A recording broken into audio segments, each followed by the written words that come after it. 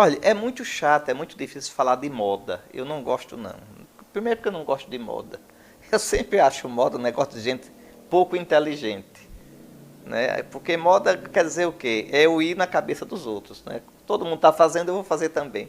Eu nunca gostei disso. Mas olha, cuidado. A questão é o corpo. O que significa o corpo humano? Para os pagãos, o corpo não significa nada. Né? Eles usam para seduzir, eles usam para ganhar dinheiro, até para prostituir, entende? O corpo. Né? No mundo atual até tem tráfico humano para extrair órgãos. Muitas clínicas de aborto, não é? Incentivam o aborto porque usam depois o corpo dos embriões, né? Os órgãos, um verdadeiro crime. Crime. Mas para um cristão, o corpo é a imagem de Deus. A imagem de Deus não é só a alma, é o corpo. Se você olhar Colossenses, capítulo 1, versículo 15, São Paulo, falando do Cristo ressuscitado, diz que ele é a imagem do Deus invisível, o primogênito de toda criatura. Cristo ressuscitado, no corpo e na alma. Aí, quando a gente vai no Gênesis e diz que Deus criou o homem à sua imagem, o cristão já sabe o que quer dizer isso. Que no corpo e na alma, o homem tem como forma Cristo ressuscitado. Veja, o homem é a imagem de Deus no seu corpo. Você pode dizer, Deus tem nariz? O Pai não tem nariz. O Espírito Santo não tem nariz. Mas o Filho tem nariz e nariz ressuscitado. Entende? E é Ele que é a nossa forma. E a gente só é humano de verdade quando parece com Ele, quando caminha para Ele.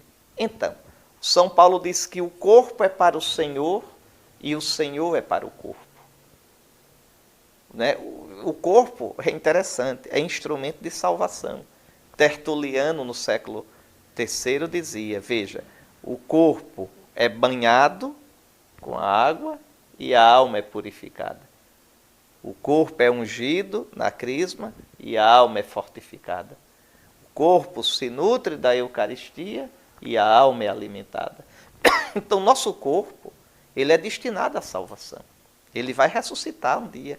No fim dos tempos, eu ressuscitarei com este corpo. Não desse jeito, mas com esse corpo. Olhe a primeira carta de São Paulo aos Coríntios, o capítulo 15. Olhe a segunda carta aos Coríntios, o capítulo 5. Está tudo dito lá.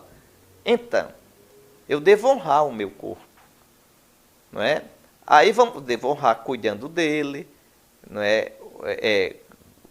Não o expondo à imoralidade. E cuidar também não o expondo à vulgaridade, à superficialidade. Então, que se coloque algum enfeite, e as mulheres gostam muito disso. Uma mulher cristã pode se enfeitar, mas com limite. Né? De modo que o enfeite para o cristão é apenas um adereço para ornamentar uma beleza que é interior. Agora, quando você se empiriquita, se empeteca toda, é como se fosse um vazio enorme que você tem que enfeitar. Entende? Então, qualquer ornamento nosso deve ter uma discrição, deve ter um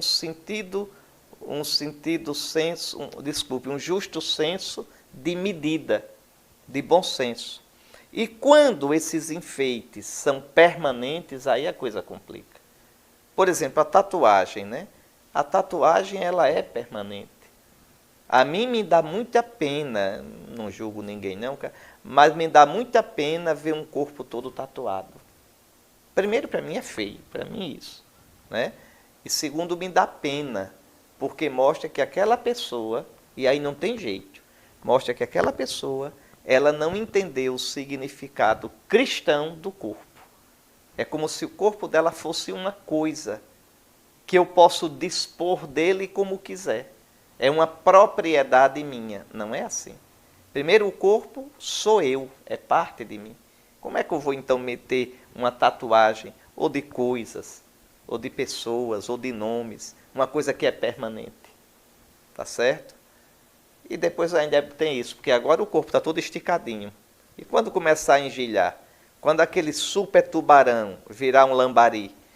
Hein? E quando você coloca a Nossa Senhora aqui, ela depois parecer um maracujá, toda engelhada. Né? E depois por que isso?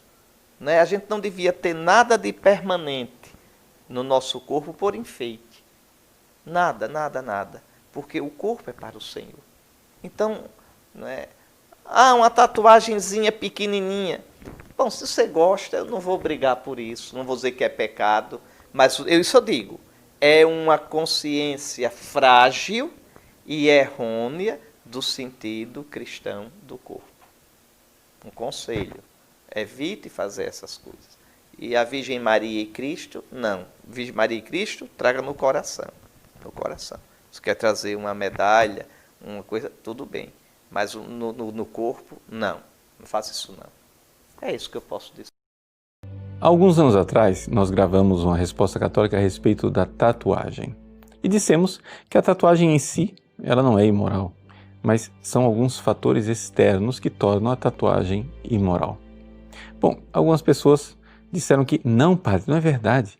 Tem um versículo bíblico que proíbe a tatuagem. E trata-se de Levítico, capítulo 19, versículo 28, que diz assim: não vos façais incisões no corpo por causa de um morto, nem marcas de tatuagem. Eu sou o Senhor. Bom, na verdade, esse versículo aqui, ele só fortalece o nosso argumento. Ou seja, se você for olhar o contexto da proibição da tatuagem, trata-se de um contexto em que se fala do culto aos mortos e culto aos deuses falsos. Ou seja, as pessoas naquela época usavam tatuagens para cultuar os mortos e os deuses falsos. Então, é claro, isso é proibido, mas não é a tatuagem em si que é proibida.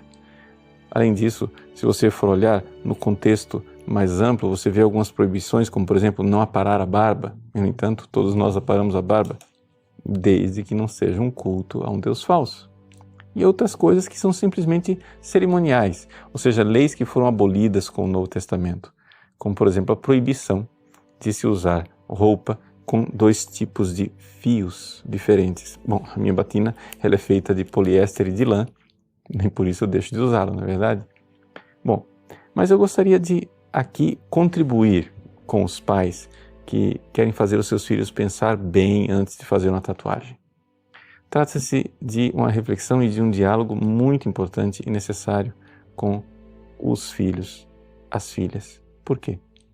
Porque é uma decisão mais ou menos definitiva. É necessário que você, que é menor de idade, ou até mesmo você que é adulto e quer fazer uma tatuagem, pense bem. Por quê? Porque você pensaria muito bem se você tivesse que comprar uma roupa e vestir uma roupa que você não fosse mais tirar até a sua velhice. Ou seja, você hoje tem 15 anos, vai pôr uma roupa e nunca mais vai tirar. Quando você tiver 75 anos, 80 anos, você vai estar usando aquela mesma roupa. Será que você colocaria essa roupa? Ou seja, esse tipo de decisão tomada na juventude são decisões que muitas vezes a pessoa, na fase adulta, se arrepende. Além disso, é necessário você refletir a respeito do valor do seu corpo.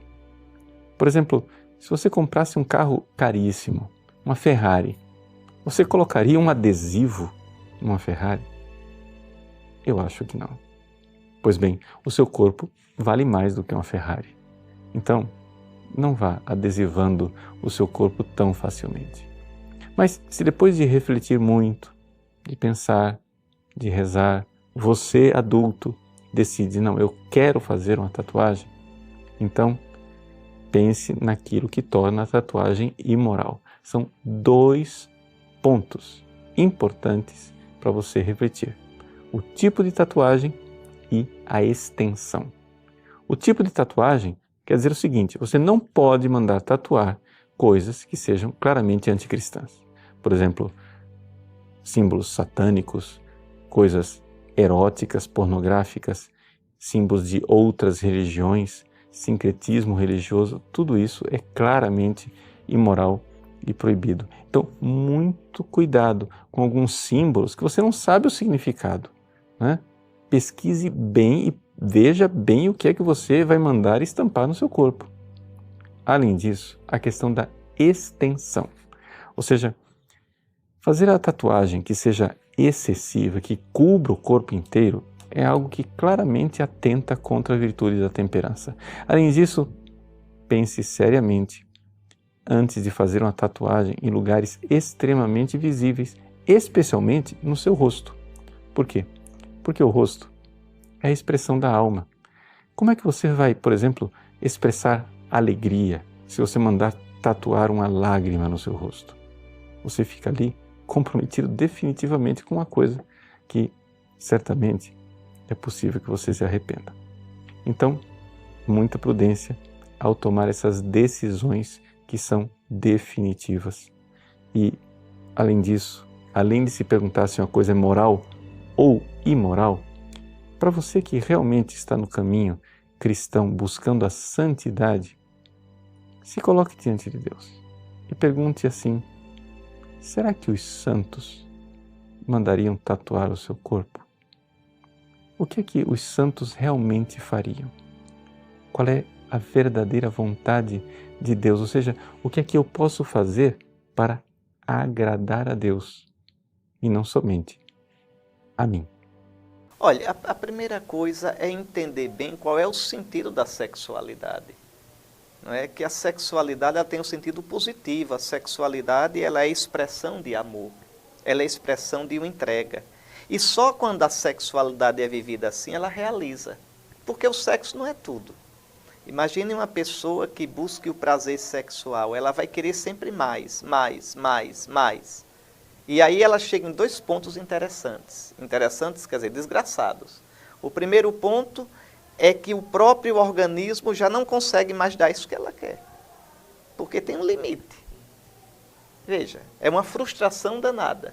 O organismo cansa dessa coisa, né? E a segunda coisa é que essa sexualidade, ela se reduz à genitalidade, ao prazer físico, que é extremamente frustrante. Porque o que é que faz com que o prazer físico, o prazer erótico é gostoso, mas atenção, ele não tem consistência, evapora. O prazer erótico, ele é realmente construtivo na vida, quando é positivo, quando ele é expressão de um amor. É o viver juntos, o conviver, o se doar à pessoa amada, o poder realmente dizer com a vida eu te amo e escutar da outra pessoa eu te amo. Sem isso, o sexo pelo sexo não realiza. No máximo ele vira compulsão, uma coisa que escraviza. Então, veja, não estou falando ainda da pornografia, eu estou falando, então, o sexo assim, ele é destrutivo. O sexo assim, ele embrutece e ele frustra. A pessoa termina vazia, a pessoa termina sem graça. Vejam, no caso da pornografia, a pornografia é muito triste porque ela é uma máquina, ela é usada para excitar, para aproveitar-se da fraqueza humana. Então, como o sexo, né, depois da alimentação, o sexo é o instinto mais forte que existe, porque a alimentação é para minha sustentação e o sexo é para a sustentação da espécie, então são os dois instintos básicos. Aí, né, o que é que se faz? O sexo está desequilibrado por causa do pecado. Nossa sexualidade é desequilibrada. Ela vai sendo integrada em Cristo, né, no ideal maior. Aí ela não frustra, mas ela precisa ser educada, ela precisa ser equilibrada. Aí o que acontece? Veja, em nome do lucro, em nome do dinheiro, então é toda uma indústria, você aproveita esse ponto delicado, forte e desequilibrado do homem. E aí você excita, não é? Excitando, despertando o que há de mais baixo. Porque a sexualidade humana ela é a expressão de amor, mas o bicho-homem também é animal. Aí é a expressão de domínio, do prazer. Então começa com aquilo ali, não é? E tem uma recompensa imediata, o prazer, porque só no fim é que está o desgosto, a desilusão, mas no começo é um prazer, né? Então, a pessoa termina se escravizando nisso. É uma droga, é destrutivo, né? E pode até prejudicar, isso a gente escuta muito no confessionário, escuta muito conversando, começa a prejudicar as relações sadias entre esposo e esposa, as relações sadias, porque deixa de ser um sexo como amor, para ser um sexo como desfrutamento do outro, né? Até as palavras que são usadas. Você me desculpe, mas eu vou falar com clareza. Por exemplo, né, no modo chulo, comer. Veja, é devorar o outro, né? Desculpe, eu vou usar um outro verbo, viu? Me desculpe, mas é bom ser muito claro, né? Um verbo chulo em português, fuder. Isso vem do latim, tá certo? Que quer dizer furar. Em latim, não é furar, tá certo? Ou seja, veja, é agredir, é desfrutar. Veja que é uma coisa doentia. Quando eu digo que destrói uma sexualidade mal vivida, é porque, veja, é interessante, quem fez a sexualidade humana deu também o mandamento da castidade. Então a gente é programado para uma sexualidade vivida no contexto do amor. A gente é programado para uma sexualidade vivida como doação, como complementaridade, como partilha. Quando a sexualidade ela é deformada no desfrutamento do outro, ela coisifica o outro e animaliza a mim. Então, a pornografia se baseia nisso. Como vencê-la? Primeiro que tudo, não entrar. Não entrar. Não abra as portas para o diabo. Depois, entrando, aí você tem algumas armas, não é? O exercício da força de vontade. Da força de vontade. Procurar realmente se exercitar e renunciar àquilo. Tá certo? Sempre pedindo a graça de Deus, rezando. Não precisa fazer disso uma fixação, porque aí cria tensão e os pecados ligados à castidade são graves, mas não são os mais graves. É muito ruim quem se fixa nisso, porque aí começa só a pensar nisso, aí termina caindo nisso. Não, é pecado, se luta, se cair, se confessa, mas não fazer disso um bicho de 7 cabeças. Tá certo? Agora, sobretudo se não envolve diretamente outra pessoa, não é? É interno, não é? Mas lutar contra, não é normal, nem é correto para um cristão. Agora outra coisa, a oração, a confissão, não é? A devoção à Virgem Maria, o terço, e evitar realmente entrar nesses sites, evitar entrar. Antigamente, quando o computador era só de mesa, eu poderia dizer, deixe no lugar mais público. Mas hoje tem o celular, hoje tem tudo. Né? A internet revolucionou tudo. Você consegue maravilhas com a internet, estamos falando de internet, né? Mas também coisas satânicas. Mas é uma luta. E se vir que a coisa está apertada mesmo, é procurar ajuda de um pai espiritual e até de um profissional psicólogo. No sentido de dizer, eu não quero isso para mim e eu estou, veja, escravizado a isso, é algo que me domina e eu quero sair disso. Agora saiba, entrar na pornografia é fácil, sair é como uma droga. Cristo libertou você para a liberdade. Foi para a liberdade que Cristo nos libertou. Gálatas capítulo 5, versículo 1. Seja livre, tá certo? Nada fora de Cristo nos realiza. É como o dinheiro, né? É a mesma questão que Jesus coloca. Do que adianta ganhar o mundo inteiro e perder a própria vida? Que Deus ajude a gente, que Deus ajude você, né? Porque o mundo de hoje é tremendo, tremendo. O mal, né? A tecnologia se potencializou bem, potencializou também o mal. Olha, primeiramente, o nome correto do sacramento da confissão, porque se chama, né? Confissão, reconciliação, penitência. O melhor modo é sacramento da penitência, porque a palavra penitência em latim não quer dizer mortificação. Penitência em latim traduz o grego metanoia, conversão. Então, penitência, o primeiro sentido, da palavra penitência no latim eclesiástico, no latim da época clássica, do latim eclesiástico, é reconciliação, é conversão. É o sacramento da conversão. E aqui já diz tudo, não é? O sacramento, eu devo procurar o sacramento da penitência, da conversão, para retomar sempre de novo o meu caminho de batizado. O sacramento da confissão, da penitência, está ligado ao batismo. Os antigos chamavam de segundo batismo, de nova tábua da salvação. Rigorosamente falando, o cristão não deveria precisar desse sacramento. A gente deveria, depois do batismo, ter uma vida tão nova, tão radicalmente em Cristo, que seria sem pecado. Mas não funciona assim, né? Porque mesmo quando a gente não peca por malícia, aquele pecado que eu sei que é pecado, que eu podia ter evitado, e não me esforcei, e em coisa grave, às vezes, mesmo quando a gente não peca por malícia, e esse tipo de pecado por malícia a gente deve evitar mesmo, a gente peca por fraqueza. As imperfeições, como diz a Escritura, o justo peca 7 vezes ao dia. Nossas fraquezas. Nosso Senhor diz, o espírito está pronto, o desejo de Deus, o desejo de ser do Senhor, o amor ao Senhor, mas a carne, quer dizer, a natureza humana, a carne aqui não é corpo, hein? A natureza humana, meus pensamentos, minha inteligência, né? Também meu corpo, são frágeis. Como diz o livro da sabedoria, os pensamentos dos homens são incertos. Então, o pecado por fraqueza.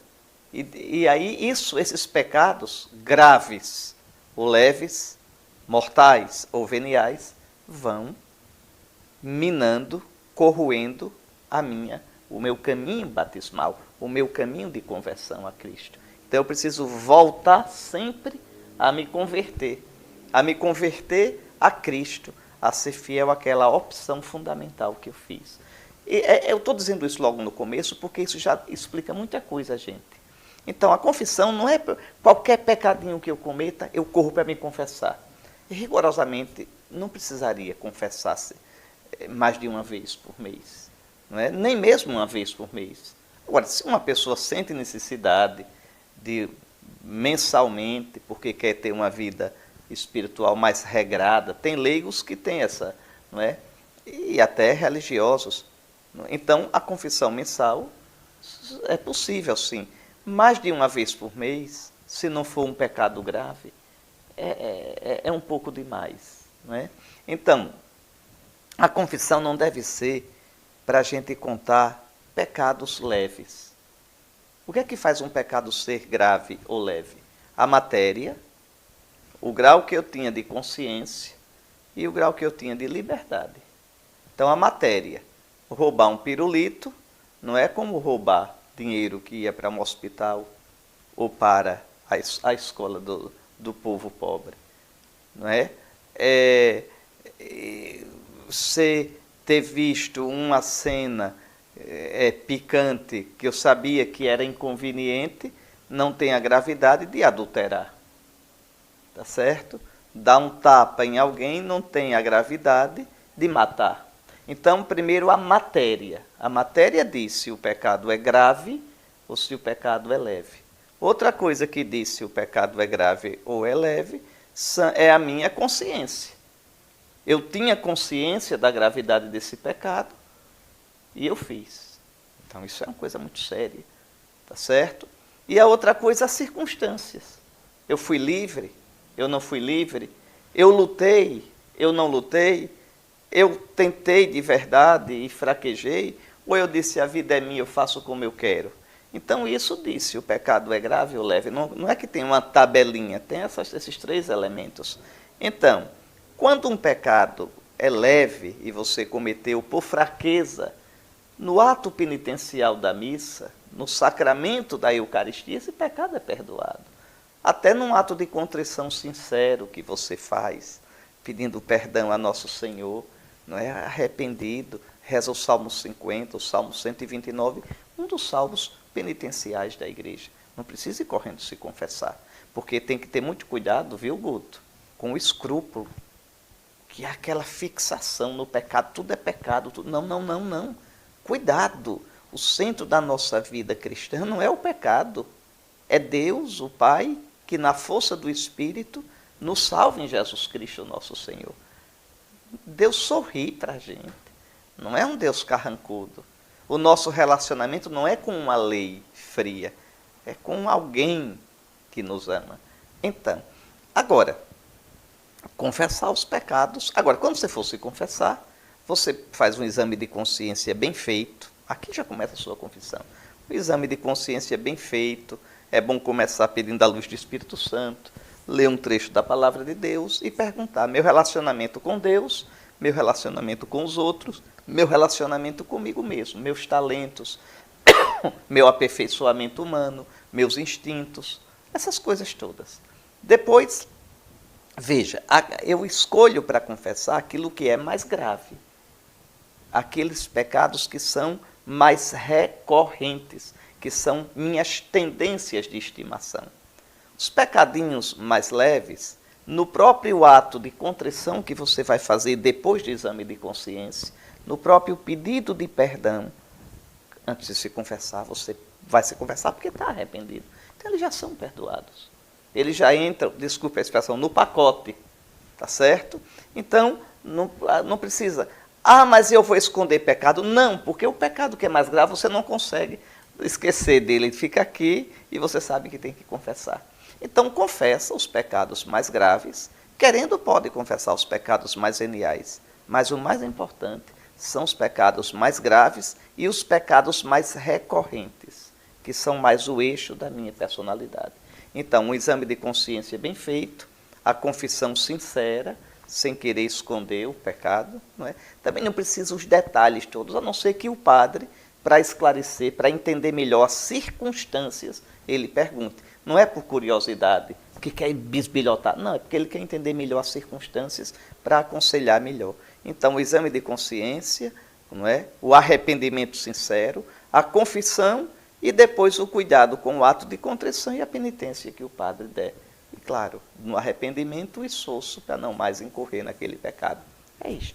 Oi, amiguinhos. Se inscreva no canal, dá um joinha, aperte no sininho, compartilhe com os amigos.